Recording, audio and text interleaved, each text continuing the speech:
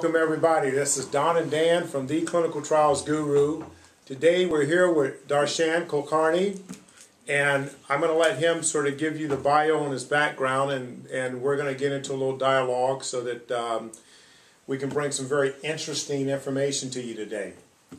Darshan, would you like to get started, buddy? Sure. As you guys know, my name's Darshan Kulkarni. I am an attorney. My background is I'm an attorney and a pharmacist. I have a PharmD, I have a JD, and I have a master's in quality assurance regulatory affairs. Wow. I was corporate counsel for a pharmaceutical company that basically was an international pharmaceutical company, and then I started my own law firm a little over 2 years ago. The law firm focuses on the pharmaceutical industry and biopharmaceutical industry, and really provides. It focuses primarily in the post IND area, including GMP, GCP, effectively GXP compliance, including things like good promotion practices. Mm-hmm. So that's a little bit about my background. Was there something specific you'd like me to address? Well, just as an addition, sorry, I didn't mean to cut you off. Just as an addition, I guess I also have a certificate in clinical trial management, and in my background as a pharmacist, and as an attorney, I've worked in multiple capacities at the site level, at the CRO level, and at the sponsor level. Sorry, okay. I'm done now. Now, Dan says you're also, you teach? He is a triple threat, for those of you watching. Teacher, attorney, obviously, and he's got the pharmacist background. So you also teach ethics as well? I do. Okay. I teach law and ethics for biomedical writers. I teach promotion of biomedical documents. Promotion of biomedical products, and I teach regulatory documents at the University of the Sciences. Wow. Yeah, okay. and see, these are all topics that we've covered in the past on our blog, or on our website, I should say by now. So we'll definitely get into each area. Since you are a triple threat, we will get into each specific area and maybe just talk a little bit about it, because we have audience members who may be interested in different areas that you have expertise in. Yep. So I guess you had a question. My first question for you is, when do you sleep? You got to be busy, buddy. I've realized I'm pretty good at time management, but okay. I don't have an answer for that. I've been asked that question multiple times. I don't know the answer. Okay. I probably don't sleep too much. Okay. And if you want to reach Darshan, it's Twitter handles at FDA Lawyers, right? Yes, it is. Thank you. Lawyers plural, or you can or go to my website. And the website Lawyers as well. Plural. Okay, at FDA Lawyers, and he's got the website, and I will pull it up as well. What is the URL for your website? It's www.conformlaw.com. So it's CONFORM law.com. Okay, yeah, definitely check it out. He's got a blog and everything there. What area would you like to cover first, Don? Well, one of the questions, I had years ago, and this is a topic that still sort of rings out there in the community. I went to a meeting, and it was an ethics meeting on paying clients. Where do you kind of balance out the this whole issue about paying clients for participating in clinical trials? If you got someone who's healthy, normal, who obviously cannot benefit from the medication themselves, along down the line with someone who may have the illness that could benefit from the medication, how do you determine how much you should pay, not pay? Is it ethical to pay that person, not pay that person? I think the answer is going to change from person to person, from company to company, and what their individual tolerance levels are.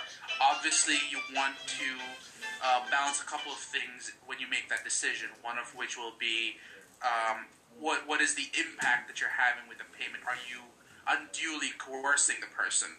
But in addition to that, you also need to evaluate risk-benefit ratio for that individual person. In this case, as you pointed out, the issue lies in the ethics of I guess at this point you're primarily talking about phase 1 clinical trials, because after that you really should be seeing at least some benefit theoretically, or there should be some kind of argument of benefit. But in the phase 1 area, where you're really dealing with healthy patients, it's a very, very complicated area as to how you balance that out. And ideally, a lot of companies should have some guidelines in place, but I know that that's not the case. And that's when you start pulling in experience, you start pulling in what you're dealing with, what is it that you're actually exposing them to, what you think you're exposing them to, what are the potential long-term benefits, and et cetera, et cetera, et cetera. Gotcha. It's definitely a hot topic issue in the industry, is patient compensation. I know for some trials there is no compensation, and for others a trial would not be possible without compensation. Yeah, because we've gotten into issues where we've interviewed individuals that are professional patients. So obviously for them, money is an issue. Sure. Yeah, now for...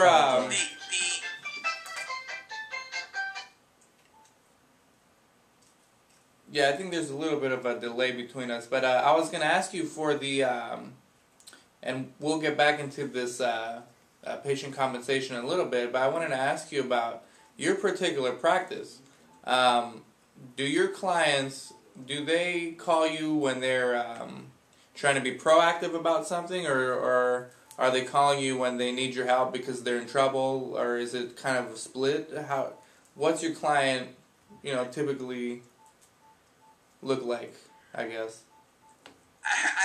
As a lawyer, I always want to tell them, come to me before you have the problem. Right. But the fact is that it's really difficult for most clients to be proactive about things. And the reason for it is because they're usually being reactive to something else at the time that they have to be proactive about other things.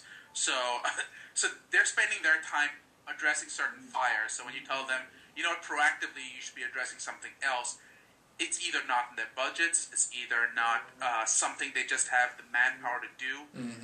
So they find it difficult to do. Having said that, I do have clients who come to me proactively, and I find that they tend to benefit from knowing what problems they have up front and trying to address those problems. And right now, if you look at the enforcement trends from the FDA, etc., and when I say etc., the different other governmental agencies like HHS or DOJ, they're all talking about being proactive, trying to avoid the situations and predicaments a lot of big and small pharmaceutical companies are getting into, and sites and CROs. So the answer is you should be proactive, but the sad reality is most companies can't be, because they just don't have the resources to do that. Okay. Yeah, that's fair enough. That's pretty much what I thought.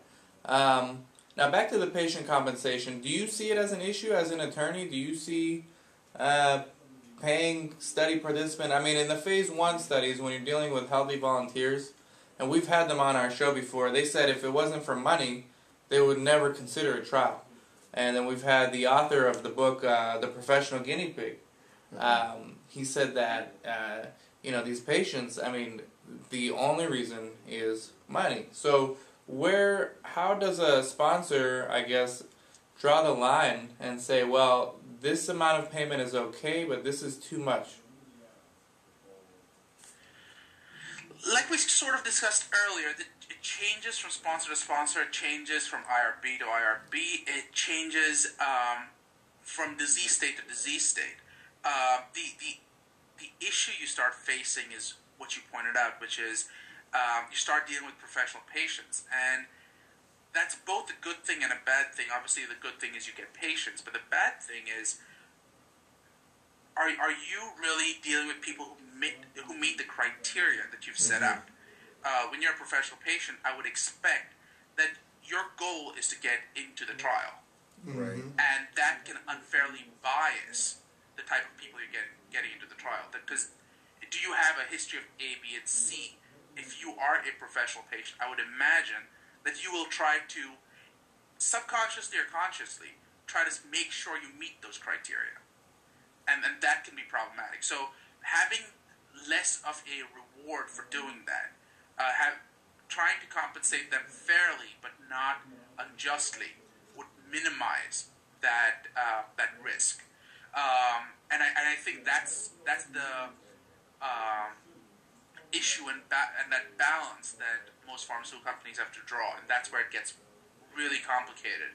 And phase 1 is probably the most ethically problematic issue you have, because obviously you aren't really benefiting the potential patients unless you're talking about something like cancer, where you often are. Mm-hmm. Does that really address your question? Does that? Or yeah, I mean, it's pretty much. Yeah, there's definitely not a yes or no answer. So it's that's why we ask, and it is definitely a hot topic. There's been books written about it. Mm-hmm.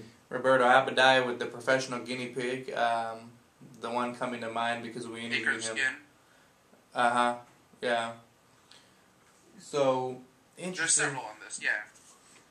It is interesting. The key point too is, and I guess this comes back to what we've talked about before, is trying to get the public also to understand.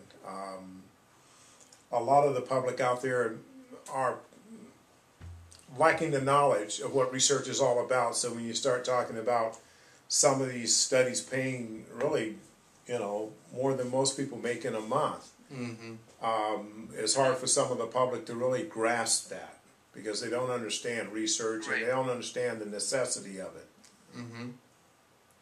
Right. The problem from a sponsor viewpoint is when something goes wrong. So these people come in, join for the money, not thinking that there's a reason people are offering that money. Mm-hmm. If it's a unusually high sum, someone might go, it might be because the product itself is dangerous, or it's not as well characterized as you might want it to be. Mm-hmm. And the problem then is that potential patient or subject has an adverse reaction that, again, in phase 1 is not characterized. What kind of liability is the pharmaceutical company at that point exposed to? What kind of liability is the CRO exposed to? What kind of liability is the site exposed to? And most importantly, what happens to that individual patient? Mm-hmm. And that's really where the worries start coming in. Making sure that you balance the need for research, but not at the cost of individual lives. And I believe that's where the onus falls on the investigational site too, is to do a thorough investigation of both the history and getting proper labs done, and really finding out everything you can find out about that individual subject that's looking to participate. But let me ask you this: if you're talking, and you told me the characteristic of your conversation is you want a conversation, so let me flip this question on you. Okay. Let's say you're talking about a sponsor who hasn't characterized the product adequately yet, and the reason is because you're still talking about a phase 1 product. Mm-hmm. You guys do all the clinical, you do all the labs and get the data you can about the subject. You obviously don't know too much about the product. Again, how would you be able to protect the subject adequately when neither party knows what you're getting into? How do you draw that balance?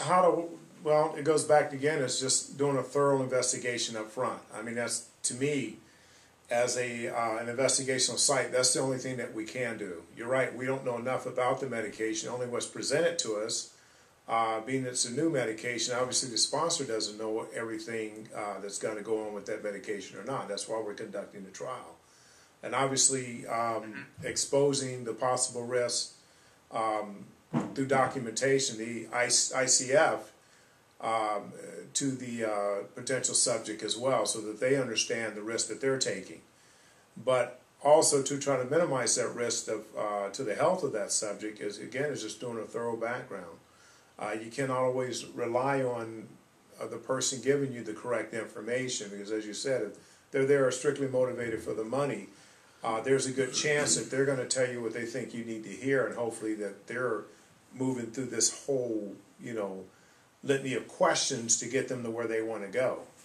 So on our end, we have to make sure that we're covering all the bases, making sure that there is no existing medical situations that we're not aware of.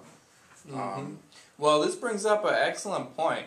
For those study participants or potential study participants out there watching, we get this question asked all the time from people who've never done studies. They say, well, I'd be interested in studies, but I don't want to be treated like a guinea pig. And having a lawyer on who's involved and understands all the regulatory stuff that has to go on behind the scenes in order for even one trial to take place should be somewhat reassuring. I mean, can you reassure our audience that I cannot just open an office and start conducting clinical trials, that there's regulatory steps in place to prevent people from being treated unethically and having unnecessary harm done to them? Can you kind of shed some light on that for someone who has no idea what clinical trials are? Sure, of course.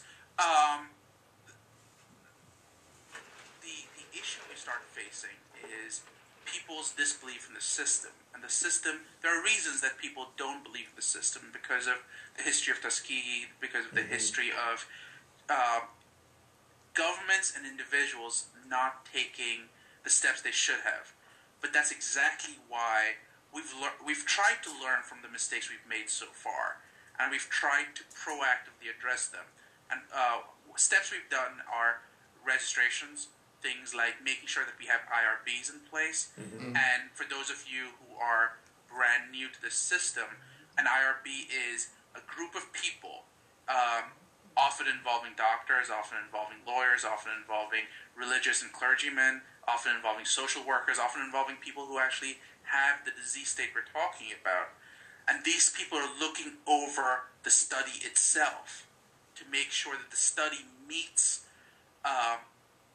what they believe would have adequate protections to try to the extent possible, protect study subjects. And is that a guarantee that you're going to be safe? Of course not. But that's why we're doing this study. We're trying to characterize the product. But when I say we, the industry in general, the IRB in particular, have a vested interest in making sure that you are as safe as can be, to the extent we know enough about the product. And if obviously it's problematic because often you don't know much. If I can interject too, and correct me if I'm wrong, just for the audience, the IRB is independent of the sponsor and of the CRO and of the investigational site. Yes. Absolutely correct. It's supposed to be an independent organization because the argument is that there may be an introduction of a bias if you use someone who belongs to any of these, whether they belong to the site itself, whether they belong to the sponsor, whether they belong to the CRO. There's a risk of unduly influencing the IRB, which is why the IRBs, I've never heard of a situation where, well, that's not true. IRBs are independent organizations. In some large academic centers, you may have IRBs that are part of the organization, but their goal is, again, you have to realize they're trying to protect the reputation of the site, so they want to make sure that the patients enrolled in those studies are taken care of, because you don't want to have a situation where your academic institution is enrolling people who are getting hurt. So the IRB has a vested interest in making sure that you, as a patient, are safe to the extent possible. I know. Does that make sense? It does. I worked for a hospital, and I won't name names. Nothing bad went on, but we were involved with one investigational site that was utilizing our facility to house their inpatient subjects. And I was part of going out to the community, finding both professionals and non-professionals to be a part of an IRB group there at the hospital to help, again, oversee the safety and so forth of the study. So I guess it goes back to, again, is that you're dealing with independent people of the study and again, people from the community as well as professionals from the community. Yeah, it's important for you study participants or potential study participants out there to understand the sole purpose of IRB is to ensure that your rights are being respected as a human subject and that no unnecessary harm is done to you. And we've had cases, well, we've seen cases in the past of some IRBs getting shut down without getting into specific names, but, you know, they have been caught in some, they did some FDA stings where they found IRBs that weren't really living up to their expectations and they got shut down. So the FDA does take this stuff seriously, And for those of you people who think that you're a guinea pig by joining a clinical trial, you really need to look into it and kind of do your homework and really understand what the purpose of an IRB is, and really have a better understanding of the regulatory stuff that exists, the regulatory infrastructure that exists to make clinical trials as safe as possible. And I mean, nothing's perfect. The system's certainly not perfect, but it's not like I can just open up a clinic and start doing studies. Right. And I would actually add something more to that, which is IRBs are just one organization. Besides the IRBs, you have FDA that comes in to audit to make sure everything's being done as expected. You also have the sponsors themselves and the CROs and the sites who all continuously make sure that, or at least they're trying to continuously make sure that things are being done the way they're expected. On top of that, you also have organizations like DSMBs, which are data safety monitoring boards, that are keeping track in certain cases of studies to make sure that if the risk-benefit ratio suddenly starts shifting from being beneficial to being more risky, they, depending on the data that's actually provided, they may need to potentially shut down a study. But there have been cases where studies have been shut down because it turned out that the study drug was just really, really good, and it makes no sense to give someone else the comparative drug. Or alternatively, the comparative drug is so good that it makes no sense to give the study drug. You see, yeah, there's lots of stuff in place, and we don't even know all of them. But that's why we have our guest gurus come on and explain these things a little more clearly for you guys. Now let's shift our attention to the research professionals out there that may be watching. A lot of them are running sites. A lot of them are, and we should have said before the video, do not take any of this as legal advice. You know, we have Darshan. He's on as a guest, and he was nice enough to join us as a guest. We're having a casual conversation, and any advice you get here is not legal advice, so you should definitely know that. Now, a lot of the research clinics out there, you know, they're very fearful of audits, obviously. Do you have a lot of experience dealing with audits? Sure. Can you, I guess first of all, the biggest question would be, number one, why do sites get audited? Can you kind of talk about that? Sites get audited for multiple reasons. Now, I assume your question is why do sites get audited, not why specific sites get audited. Is that a fair description? Yeah, like let's say someone got audited and they're thinking, man, why did I get audited? What's going on? Okay. Then in which case, I guess you're asking why would specific sites get audited over other sites? Is that right? Yeah. Is that a better characterization of your question? Yeah. Okay. Sites get audited either for cause or not for cause, whether it's for the FDA or sponsors. For cause is, as you would expect, there's reason to believe that the site's not performing the way it should. And that could be regulatory reasons, that could be safety reasons, that could be non-enrollment reasons or excess enrollment reasons. Again, if there is reason to believe that something is unusual with a site, chances are you'll probably get audited. That's in the case of a for-cause audit. In the case of a not-for-cause audit, it's really just part of the due diligence process of the CROs, the sponsors, the monitors, to make sure that even though we expect that everything's going as expected, I'd like to make sure things are on track. I'd like to make sure that they are following the protocol, that in the course of my going to these sites, I have evaluated them. I know what to expect from the site. So those are the two reasons a site might get audited. Now, why your specific site got audited, that would obviously change on if you were being unusual in some case. So if you had unusually high enrollment, for example, a sponsor might want to go, well, I wonder if they're meeting all the inclusion-exclusion criteria that I expect. On the other hand, if you have too few subjects, the sponsor may be coming in to evaluate whether you're being too stringent with your inclusion-exclusion criteria. Are you going? Are you not excluding or including people who theoretically should be part of it? Now, you may still choose to do that because you believe that it's not in the best interest of the potential patient subjects, and that may be completely fine and accurate. But again, it's in the best interest of the sponsor and the site to be constantly monitored. Most sites tend to view sponsors and CROs as police officers. Maybe it's the lawyer in me, and I don't like being perceived as a police officer as much as we're all in it for the subjects. We're in it for the patients to come. And we all want to make sure that the data that comes out supports potential patients. I've been in the situation where medications weren't helping patients.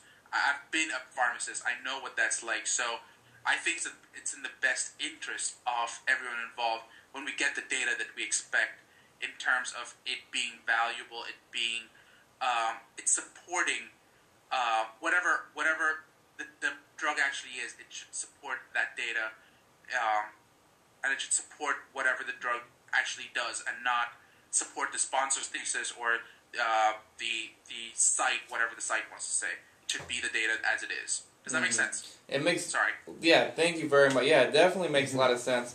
The one, I knew most of that stuff, but some of the sites out there may not. But the one thing I found interesting that I heard for the first time is sites can get audited for not enrolling. Yeah. I haven't heard that one. Sure.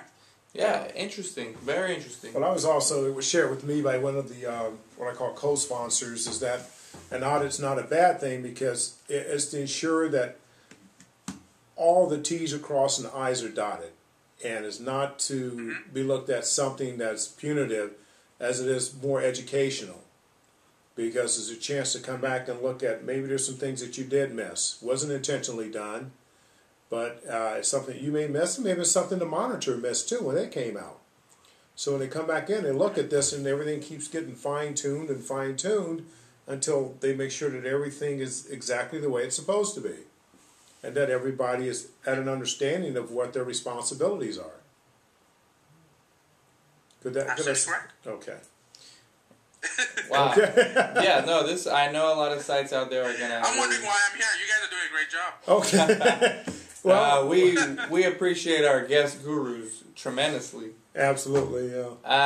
Now, Darshan, let's move on to your teaching career, I guess the third part of your triple threat. You're a professor at a university, I would imagine, or is it a private setting? I'm associate adjunct professor at the University of the Sciences. University of the Sciences historically was the university. It used to be called the Philadelphia College of Pharmacy, and that's where I think 7 of the top 10 pharma companies, their originators all came from that school. Oh, okay. So Eli Lilly and his son, or is it the other way around? Eli Lilly and his dad. I forget how it was. Then I welcome. I'm forgetting a whole bunch of names. When you Google it, I'm sure you can come up with a list of all the people. But it started off as a school dedicated to pharmacy. It was the first school of pharmacy in the Western Hemisphere. And I went there as a pharmacy student, and I graduated, and now teach in the biomedical writing program. Okay. As I said, the different courses. So you're teaching people who want to learn specifically about research, and they want to eventually have careers in the field, or they already have careers and they just want to advance their careers? The vast majority of my students are U.S.-based, and they're biomedical writers. So when you say research, I should qualify that they're most interested in actually writing about the trial. So whether it is in the context of actually writing things like IND, the protocol, the NDA, study reports, or it could be in the context of publicizing the results. Okay. There are ways. That's the area we want to So it's not actually formers themselves. Yeah. Okay. Yeah, we got to talk off the camera because I need some contacts there. Definitely. Well, we can definitely talk offline. Yeah, we'll chat offline and on Twitter. Don, anything else you'd like to add? I got a good summary for our viewers. Take-home messages. The thing is, I think we could probably sit here and talk for the next 3 or 4 hours, easy, because there's a lot of information we can discuss. We'll do more. We will definitely do more. We're going to see what the feedback is from this one. We're going to see if people have specific questions, and then we'll do it again. Because here's the take-home message that I got. Well, number one, for you study participants, you can take home that research entails a lot more than you see in a TV ad. There's regulatory stuff. There's a huge infrastructure. So what you see is just like the end of a whole lot of work that came before that. So to say that you're a guinea pig is not necessarily fair to the industry. Second take-home message for the sites out there is you can get audited for not enrolling. Right. Subject. That's something I learned. Yeah, definitely. And I think the other thing for sites out there... I'm sorry, go ahead.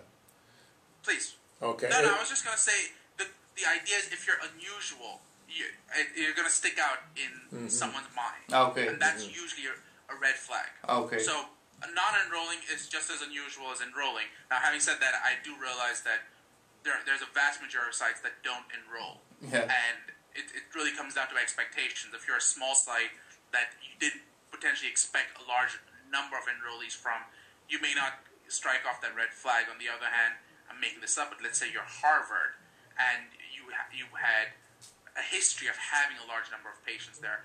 Someone would kind of go, I wonder why they aren't enrolling people. So that might be a reason for an audit. Sorry, Right. I didn't mean to cut you off. No, that's okay. That's okay. That's pretty interesting. My whole thing I was looking at too, from the regulatory perspective too, for any of the sites out there that are conducting regulatory, especially the small sites where you're sort of multitasking, you really have to pay close attention to your regulatory. You really need to pay close attention to it, because I know a lot of sites have a tendency to pay more focus on the data and the source documents and stuff that directly involves the patient. But you've got to pay a lot of attention to the regulatory. Yeah, you definitely have to have someone that's dedicated to do just that, because there's the tendency to just get the regulatory over with and start enrolling people, and then you forget to do certain things, and that's how you can get in trouble.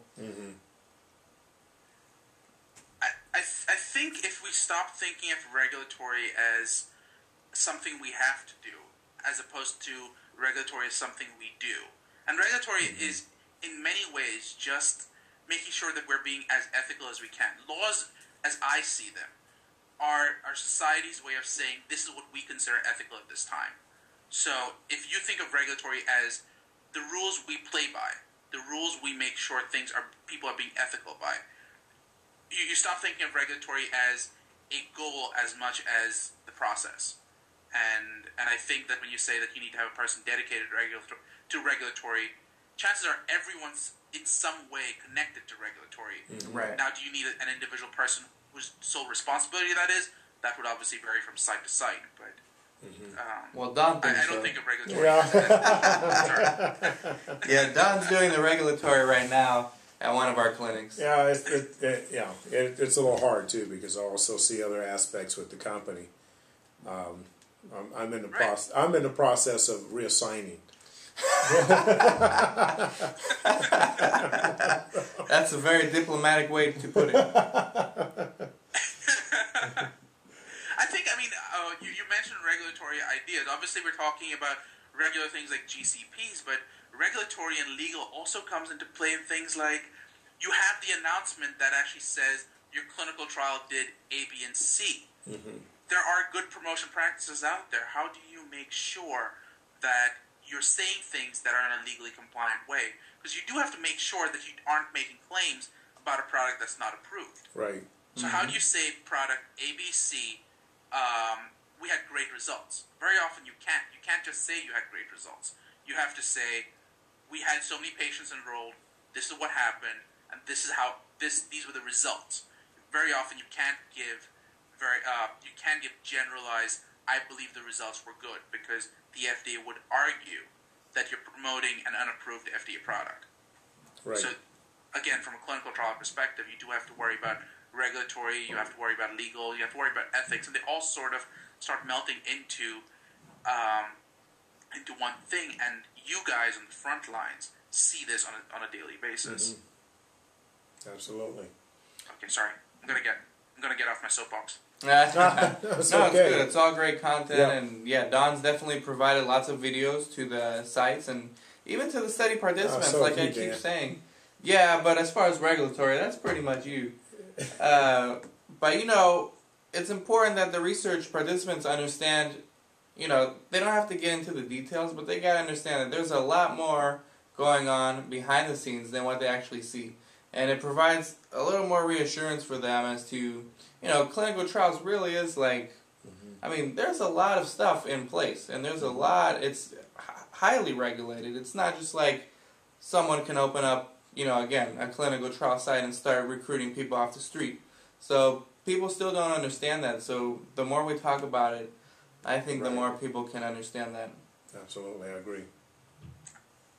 I think it's also, yeah, the industry takes a role to try to protect the patients and to protect the subjects, but I guess it's inappropriate at this point to call them patients because patients are being treated, and in this case, we don't know if they're being treated. Yes. But the key there is also, yes, we as an industry will try to make sure that we don't expose you guys to risk, expose you as patients to risk, but it's also your duty as a patient to make sure you understand what you're getting into.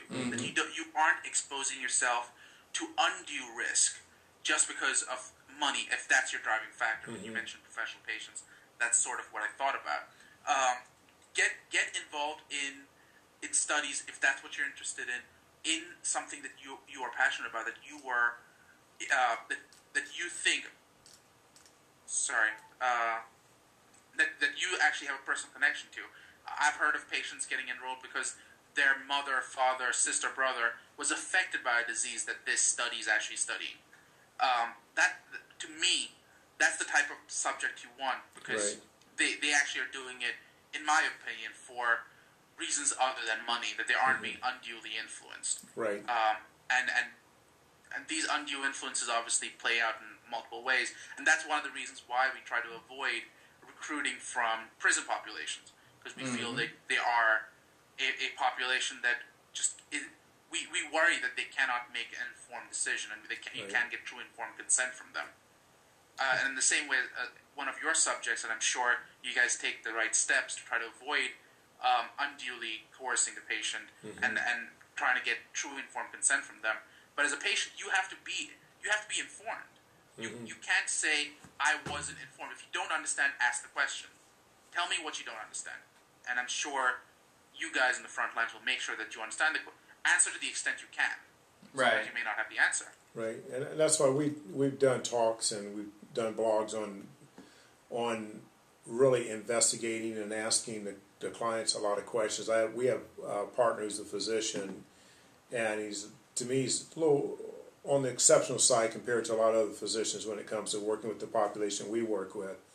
And I say that in a good sense because he has a famous statement, and it is that it's not the questions you ask that get you your information, it's the questions that you're not asking.